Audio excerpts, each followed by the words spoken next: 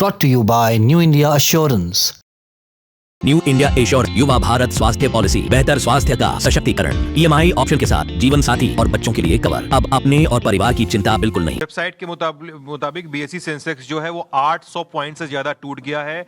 854 863 के आसपास अभी होवर कर रहा है। 81,415 पॉइंट्स पे है। ये 1% से ज्यादा की गिरावट है इस समय सेंसेक्स में। खासकर ये एसटीटी को लेकर जो बढ़ गया है उसके बाद ये अपडेट आए हैं। टैक्स एक्सपर्ट हमारे, मार्केट एक्सपर्ट हमारे से जुड़ चुके हैं, आप उनसे भी मुखातब हो सकती है श्रुति। हाँ, जो हमने एसटीटी का पिछले साल भी बजट में ये बोला गया था कि जो हर ट्रांजैक्शन पर ट्रांजैक्शन पे जो टैक्स लग रहा है इन्वेस्टर्स के लिए, उसमें बढ़ोतरी हुई थी, क्योंकि सरकार चाहती है सट्टेबाजी या शॉर्ट टर्म स्पेकुलेशन से ज़्यादा लॉन्ग टर्म के लिए निवेशक बाजार में आए। इस साल उस टैक्स को और बढ़ा दिया गया है। अभी हम फिर से मार्केट एक्सपर्ट के पास चलते हैं। हम काफ़ी सारे अनाउंसमेंट्स हुए हैं सर, कस्टम ड्यूटीज़ को लेकर काफ़ी सारे अनाउंसमेंट्स बहुत ही कोर टैक्सेशन को लेके हुए हैं, रादर देन कि पर्सनल टैक्स पे या इनकम टैक्स पे बात की गई है।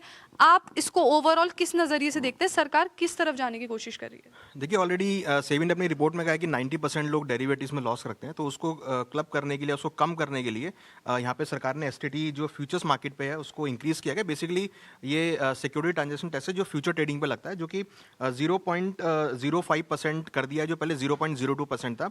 वहीं एसटीटी ऑन ऑप्शन प्रीमियम्स के ऊपर भी इंक्रीज कर दिया है करीबन 0.15%। तो ये दोनों चीज़ें डेरिवेटिव ट्रेडिंग को कम करने के लिए की गई हैं कि लोग, बहुत ज़्यादा लोग जो जेनजीज थे या जो यंगस्टर थे वो फ्यूचर ट्रेडिंग कर रहे थे, उनको रोकने के लिए या उसको कम करने के लिए ये जो है एसटीटी बढ़ाई गई है। अभी जो सोने और चांदी में रैली चल रही थी, हम सबको पता है सबसे ज़्यादा उसमें ट्रेडिंग जो चल रही थी वो फ्यूचर्स में चल रही थी। जो फ्यूचर्स मार्केट है, मतलब फ्यूचर्स मार्केट का मतलब होता है कि आप आज ही डिसाइड कर रहे हैं कि 3 महीने बाद या 1-2 महीने बाद आप किस रेट पे उसको बेचेंगे या खरीदेंगे। वो सब सौदा पहले ही हो जाता है।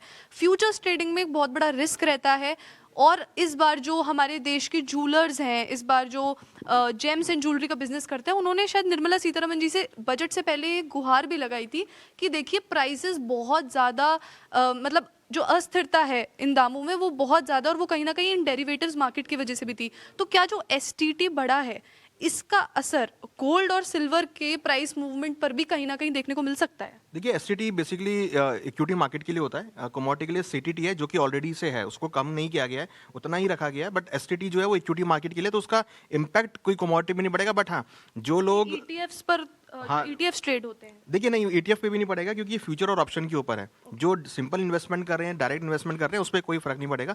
बट हाँ, ये अब क्या है कि कुछ लोग होते हैं जो कमोडिटी में भी ट्रेड करते हैं, इक्विटी में भी ट्रेड करते हैं, तो अब उनको कॉस्टिंग इक्विटी की महंगी पड़ेगी, तो हो सकता है कि उनका पोर्टफोलियो जो है कहीं ना कहीं चेंज हो सकता है कमोडिटी को लेकर। तो अल्टीमेटली ये इंपैक्ट करेगा एक इन्वेस्टर के ऊपर जो कमोडिटी और इक्विटी मार्केट दोनों में इन्वेस्टमेंट करता है, तो उसके लिए वो कॉस्टिंग महंगी होगी बेसिकली। क्या सरकार ये संदेश देना चाह रही है लोगों को एसटीटी में चेंजेस के थ्रू कि जो निवेशक हैं, क्योंकि हमने देखा कि पिछले 2 साल में जितने रिटेल इन्वेस्टर्स, जितने इंडिविजुअल इन्वेस्टर बैंक डिपॉजिट के पैसे अब कम लगने लगे हैं, मतलब पहले जो लोग एफडी में पैसा डालते थे वो अब निकल के म्यूचुअल फंड्स की तरफ, ईटीएफ्स, शेयर मार्केट की तरफ आ रहे हैं, और हम सबको पता है उसमें रिस्क भी ज़्यादा होता है। तो क्या हम कह सकते हैं कि सरकार एक तरीके से इशारा कर रही है कि लंबे समय के लिए निवेशक मिले और डाइवर्सिफिकेशन मिले? देखिए, डेफिनेटली हमने ये ऑब्जर्व किया है कि जो लोग ट्रेडिंग कर रहे थे स्टॉक मार्केट में या फ्यूचर ऑप्शन में, डेरिवेटिव में ट्रेडिंग कर रहे थे, उसकी वजह से कहीं ना कहीं बैंक्स को इशू आ रहा था।